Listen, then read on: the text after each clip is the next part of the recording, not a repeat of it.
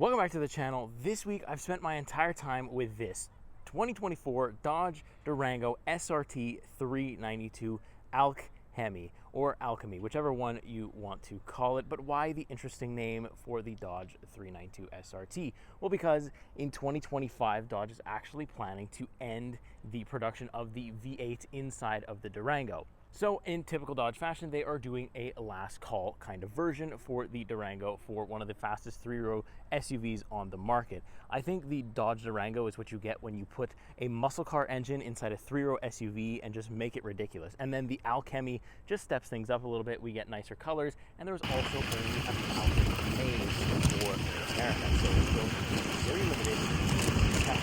So I'm going to show you the exterior, the interior, and of course, really drive right up. Into it. So as usual, up first you can see this really aggressive front end, really nice standard daytime running LEDs. The Durango hasn't changed that much over the years. We still have, the really aggressive looks, but this time we get this kind of honeycomb black stripe here with the yellow that goes all the way up through the hood and down in the back, which I'll show you a little bit later. We do have these massive real vents, and when I turn this car off, these vents get really, really warm. It's like right now the car is off and it is just really warm, but I love this honeycomb design, which I can get really close here for you. You can see we've got the SRT badge right there. We do have parking sensors, no front-facing parking camera, which sucks. I would have liked to see a 360 degree, especially for the price point. We're going for around like $117,000 Canadian, so it is a very expensive piece of vehicle, but I don't know. Parts of me feels like when you hear this engine, you're gonna think it's worth it.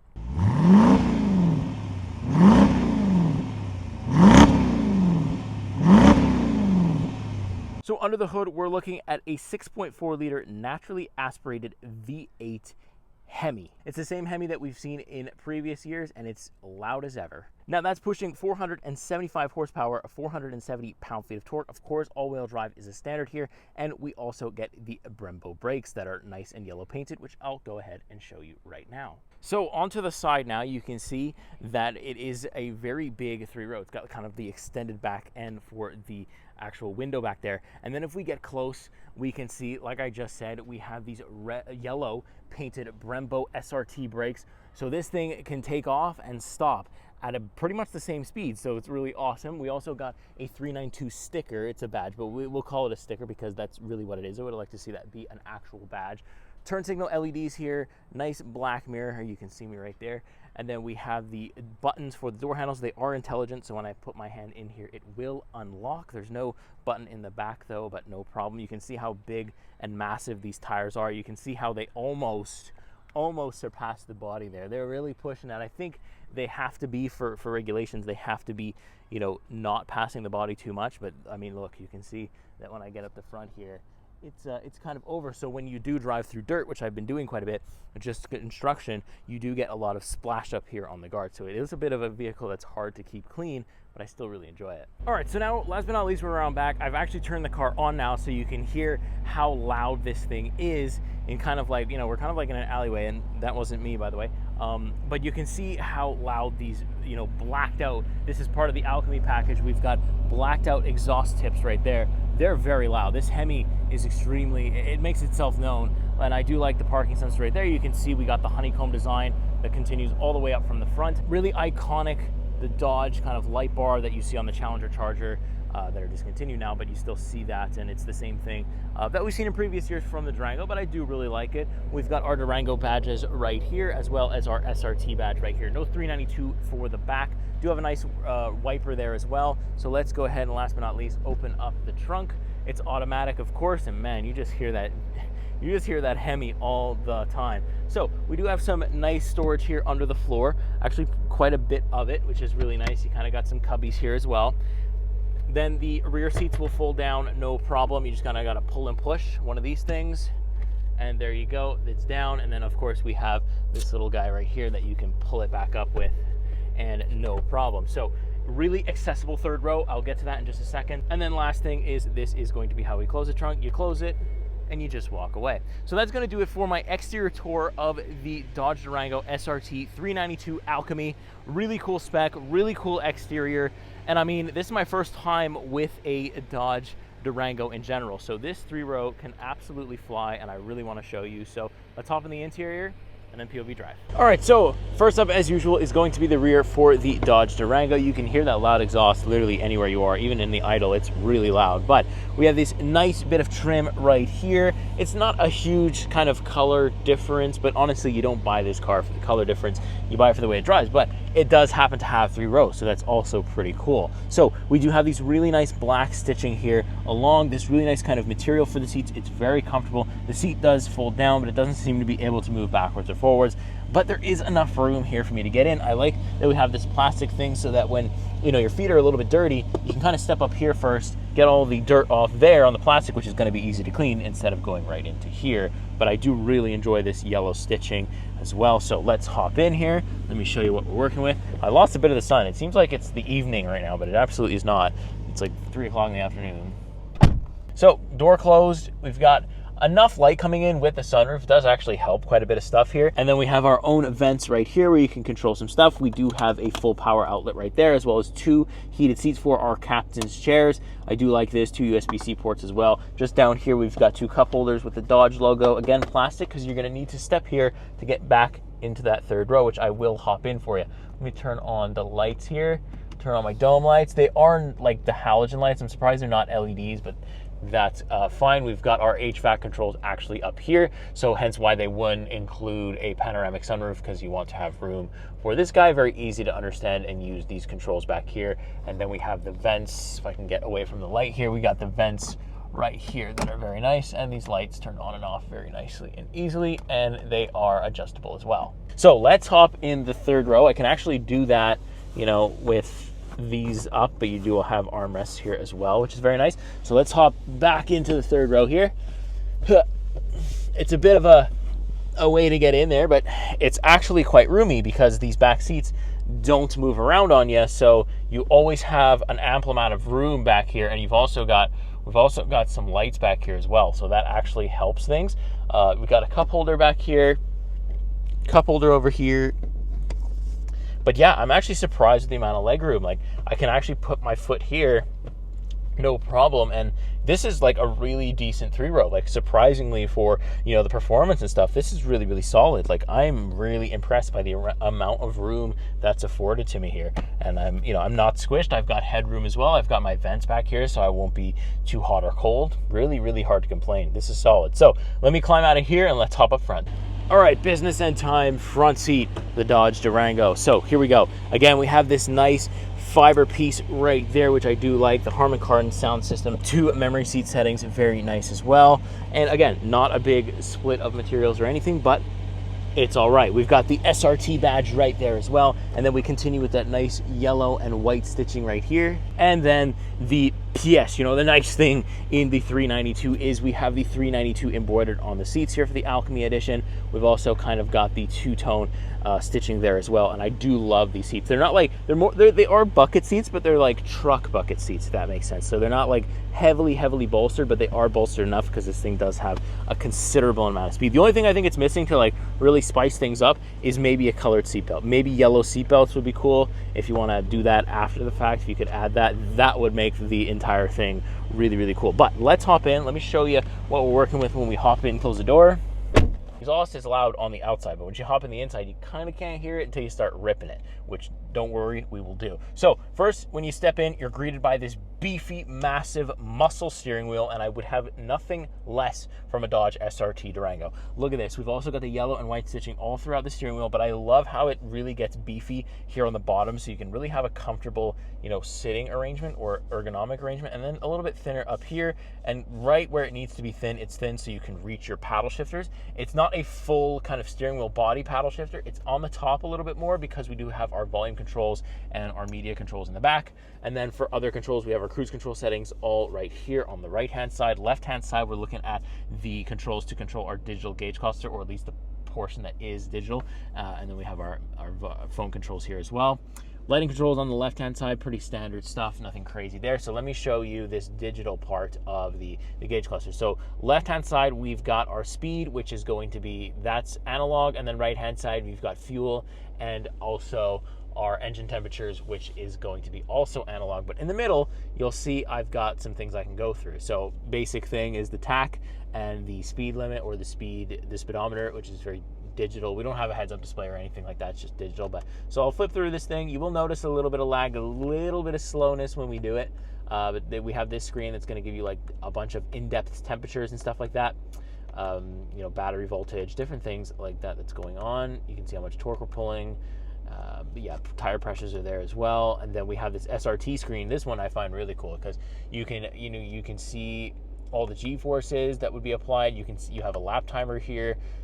You have lap histories. You have your top speed, which is 170. I did not set that speed, Dodge. Please do not shoot me. 0 to 100 timer. You have that. You have a 0 to 160 timer. You have a 20-meter timer. So you can do like drag times with this thing, and it'll tell you your last and your best on the left and right hand side. So really cool. It just is a little slow, and like it just looks a little bit older for 2024 standards. And you can see my fuel economy. The average is 19.9 liters per 100 kilometers. Horrendous. Terrible. But if you can afford this vehicle, I think you can afford the gas prices. And then we have our trip. Yeah, 19.9 is brutal. You have a towing thing. We have some stuff for our media control. We have some stuff for messages. This is where you're going to customize. So what you see on the top left, top right, stuff like that will be there. You can view your diagnostic codes as well. Speed warning, and we're back to the speedometer. So there's quite a bit inside the digital gauge cluster. I just wish they gave it a little bit more RAM speed or processing power, because it is still a little laggy, and it is noticeable even to the normal eye. On camera, it maybe looks even slower than it is in person. But we move over here. We have the red start button. Love that. Then we have the Uconnect system. The infotainment system is really good. Wireless Apple CarPlay, wireless Android Auto. You can control some of your HVAC stuff, but there is buttons for that as well. We also have like, you know, some performance screens here. You can have the rear camera, which I'll tell you right now, it looks better on the camera. I think the camera's helping it, but in person, this thing, you know, is like from the 1920s. I mean, it might as well be in black and white. It's not good, and I don't feel like I can see anything. And I also think for the price point, they could have given us a 360 camera, because this is a really expensive vehicle, and it's big, and, you know, it'd just be nice to have at this price point. But we do have performance pages here that we can see gauges here, dyno engine, G-force, vehicle dynamics, all that's there. You can even see the steering angle that I'm at when I apply some. So really cool stuff if you really want to get into it on the track, because it's kind of what this thing's meant for. Also, you have different race options, so you can activate launch control. You can set the RPM for launch control. You can also set the RPM that you get the shift lights at, and you can do that for every single gear, which I think is awesome. I can also press this SRT button and get into my drive mode. So my custom mode, you can change everything from here. You just go to the setup. This is the auto setup, so you can go custom and then custom setup, and you can change everything. It kind of has like little, you know, almost like buttons that you can configure. So you'll notice that there's no engine per se. There's no like engine button at all. It's just, you know, it's just, I guess the all-wheel drive would kind of count, but I think the engine is always on 10. The transmission is on, you can see I have my transmission on track, the all-wheel drive on sport, the stability street, suspension street, and the steering on sport. Because I think when I put it on track for stability, it turns off my traction control, and I'm not willing to do that in this crazy machine. I want other people to experience this, and I don't want to end up wrapped around a tree, but it is cool. And then you can also quick access your guide modes from there. But yeah, it's very simple, built into Amazon Alexa. I like all of it here. I really don't have any complaints. A little bit lower now, we have our HVAC controls. Everything's a physical button. Everything's very well laid out. Heated and ventilated seats, as well as heated steering. So for the price point, you are getting your money's worth there. We've got my SRT buttons. I've got a quick launch control button, so that's really cool. I love that. The traction control off button is a quick select button too, and the parking sensors as well is there. And we have our lane keep assist button there too. A little bit lower, we have our USB-C and USB-A cables, which will be nice to use for, you know, just about anything. And then we have our wireless charging pad, and then the standard Dodge shifter. If you've ever been in like a modern Dodge, or, you know, any Dodge really, you're gonna have this shifter, especially like the Chargers or the Challengers. They both have a shifter that looks like this, but you can see the stitching continues here with the yellow and white, which I like. Cup holders, pretty standard stuff. We've got some storage there, and then we've got some sub storage right here, so a little kind of wallet holder, if you will. And then it kind of continues with a nice trim all the way around the passenger. Passenger has a good view. Visibility's all right too. Like I said, I like this sunroof. I wish these were LEDs and not the halogen stuff. Not great, but that is an easy aftermarket fix. We do have a sunglass holder, which not a lot of cars come with nowadays. I like kind of the material of the headlining and the finishing of all this stuff. It does feel premium, but the best thing is I'll have to include a shot at night, because the SRT logo actually glows at night and looks absolutely phenomenal. I can't get enough of this thing. I'm in love with it. I just am in love with it. And there's only one thing left to do, and that's to show you why everybody buys it. Because I don't think you buy this vehicle because it has a 360 camera, because it's easy to get in and out of, or because it's comfortable or anything like that. I think you buy something special like this because it's the last time you're going to get it, number one. Number two is because of the way it sounds and the way it drives. So let me show you that. I'm going to strap my GoPro on my forehead. Let's get to it. All right, on the road now, 2024 Dodge Durango SRT 392 AlcHEMI. Oh man, what a week it's been. I mean, it's just been such an easy week because I've got like the best of both worlds. I've got a big muscle car kind of standard V8 engine that just sounds really good, but I've also got like a ton of space, you know, for my kid or for my groceries or for literally anything I could think of. I've got so much space in here. I've got speed. I mean, what more could you want out of a 3-row? I mean, look, I've driven the Alfa Romeo Quadrifoglio Stelvio, and I thought like, oh, this is going to be hard to beat as a performance SUV. And I believe the Dodge Durango might have done it. I believe that there is a new king in town because, or at least in my books anyways, because this noise, I mean, the noise that came out of the Alfa Romeo was good, but it just doesn't beat a V8. It just can't. And I can't imagine on the level that the Hell Cat would be on. I mean, this thing is naturally aspirated, but I couldn't imagine if you add a supercharger in the Hell Cat. Oh my goodness, it's just ridiculous. I mean, look, let's throw her into track mode here. Let's wake up the bear a little bit. Just get past this intersection. Let's see what we got. Oh, it shifts so aggressively in track. Oh my God, you hear the roar of the thing? Okay, let's do that again. That's too good. Hopefully there's no people or no the authorities around here, because we will definitely get in trouble for doing all of that in business. But yeah, holy moly, look at this. Downshift, and here we go. Oh my God, it just holds, and then shifts. And when it shifts, it's so aggressive. Oh my goodness. And you can just hear the V8 in the front, the exhaust out the back. There's no way the mic did not pick that up. Oh my God, but it doesn't. Trust me when I tell you, it does not do it justice. This thing can absolutely fly. Woo-hoo-hoo-hoo-hoo. Oh, I love it. And like the steering wheel, like I said, is so meaty and so beefy, and it just feels like you're driving an absolute unit. It feels like I'm driving a V8. Just, oh my God. Like, look, so you're not going to get that much feedback from the steering. I'm not necessarily, counting on it to be super dialed in. It doesn't really load up in corners or anything like like a lot of sports car does. In track mode or like in the stiffest steering suspension, it does help. But it's hard to feel like tire load or anything like that. I wouldn't be able to tell on the track, but I still think that, this thing is a straight line speed king. It's a straight line speed demon. And I think, that's what the Dodge powertrains are made for. I mean, I've got track set up, but I'm sure I've got, I literally have a launch button. So, the launch control on this thing is probably insane. But yeah, it's just really, really awesome. What a vehicle, what a little machine this thing is. And it's comfortable too. Like, obviously I'm in my stiffest suspension, but what I can do here is I can go into my custom mode where I have the stability control to street, which essentially is the comfort mode for the Durango. Then I have the suspension also in street, and then everything else either in sport or track mode, which makes this thing absolutely ridiculous. Okay, so there's one thing, holy moly, I heard him and then I saw him.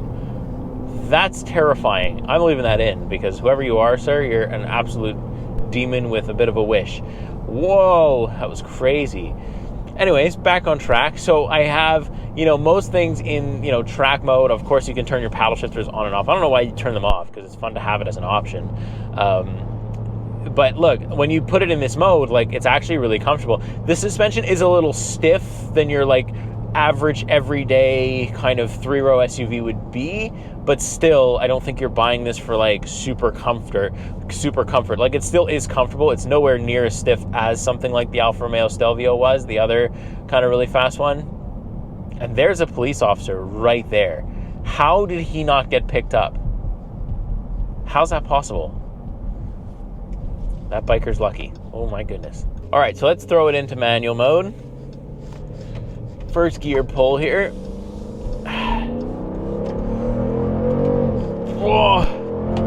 Oh my God. And for a 3-row, this thing shifts like really well. And like, it just holds gears, and it'll hold gears as long as you want it to. Oh, you can just hear the vibration and feel the vibration. And then when you're done, you hold the right paddle, back to automatic. Absolutely no problem. Like, the shifters are a little weird feeling, because usually you want to shift in the middle, but like you kind of have to adjust your hands here, so you shift like this. But still, oh man, this thing is just, I just love it. And the visibility is okay. Like, you know, the pillars kind of come down and they kind of curve, so I feel like I lose quite a bit of my left quarter panel here, but like the right side's, you know, kind of fine. But it's quite a big pillar. But I mean, if it had the 360-degree camera, that would kind of fix that problem. Unfortunately, it doesn't. But honestly, like, I found it okay to park because I have the parking sensors and stuff, so you are able to gauge how big you are. But yeah, this would be so easy on road trips, anything like that, because we do have cruise control and different things like that. Lane keep assist is all there. So I think this thing is just a great all-arounder that happens to be really fast. And so when you think about 117K, it's a lot of money, yes, but when you think about this, the fact that this is a last call edition, you know, the AlcHEMI maybe for some collectors or some big Dodge fans, you know, it has the chance to go up in value, because after 2025 they're going to stop putting the V8 Hemi inside the Durango, which is an absolute shame. Hopefully they keep the V8 Hemi around as long as they possibly can for the Ram 1500s, but I'm assuming that those are going to go away soon too. So you got to get them while they last, and I'm so glad I get to drive this thing while it's still while they're still pumping out V8. Unfortunately, we didn't get the Hell Cat, because I think I would be in jail. And again, it goes back to the thing. I think I say this a lot, or with the past couple of vehicles that I've had to say it a lot, where it's like, if you give 18 to 20-year-old me one of these vehicles or this specific model, like, I'm not even on this, or like, I'm deleted. Like, I'm just erased from existence. In my car, you can't even find it because I've hit a tree going probably like way too fast. Because of course I'm up to no good with this kind of power at my ripe age of 28 years old. But 18 and 19, I don't let off the throttle. I go right through the trees, and then that's it, you know, because I think, you know, I'm a race car driver and I can do whatever I want at that age. So it's a good thing that it's that expensive, because, oh my goodness, with great power absolutely does come great responsibility. And when it comes to the Dodge Durango, it has great power. And it's funny that, you know, this thing actually feels a lot faster than something like the Alfa Romeo Stelvio Quadrifoglio that's pushing over 500 horsepower from only a V6. So the V8 feels faster. I think that's just because it's so much louder. It's so much more like aggressive, the way it downshifts, the way it upshifts. It's so much more punchy than the Alfa Romeo was. So, I mean, I like this so much more. And I'm an Italian guy. I love the Italian cars, but oh man, give me this. Just give me this for the rest of my days, and just let me hear the V8 engine when I'm driving around town. Oh my goodness. It gives you an ego. And I mean, the way that this thing is configured with the exterior package here that we've got, everybody looks at it. Everybody knows what it is. It's turning heads not only because it's a really loud vehicle, but because of the way it looks. And look, I just love it. It's really an all-arounder. You've got your speed, you've got your noise. You're just gonna have to sacrifice a little bit of gas, because I'll tell you right now. Here, let me scroll down. It's kind of slow, but let me show you this here. So I'm doing 20.8 liters per 100 kilometers. That's horrendous. That's highway robbery. But if you can afford the 117 grand, maybe you can put it in the eco mode, because there is a button for that. I don't really care about it, and I don't really want to touch it because I'm enjoying everything, and I'll pay the price for it, sure. But maybe if you have a lot of highway driving, which I don't really. I've got a lot of city driving, lots of stop signs and speed bumps, like you can see sometimes in these videos. So for me, it's a lot. It would be really expensive to buy and then also to own. But I mean, if you can afford it, then you're really not going to be disappointed, because this noise is worth every bit of gas money that you're going to pay. So unfortunately, that is going to do it for the 2024 Dodge Durango SRT 392 AlcHEMI. What a name, what a cool play on words, and maybe, because they are doing 24 and 25 with the Hemi, maybe we'll see this thing again, and you can bet your bottom dollar that if it comes up on my radar again, I am absolutely going to pick it up, and I'm going to do a whole video for you once again, because these things need to be seen and they need to be driven, and I want somebody from my audience to please go and buy this and send me pictures, because I'm going to miss it when it goes.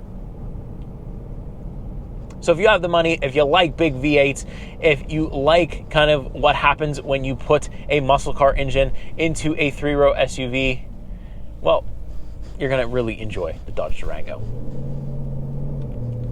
So if this is the last time we see it on the channel, what a last call it's been. Let me know if you like. Let me know if this has helped you make your buying decision a little bit easier. Let me know if you're interested or in the market, because if you are, I am absolutely jealous. And with that being said, I will see you in the next week.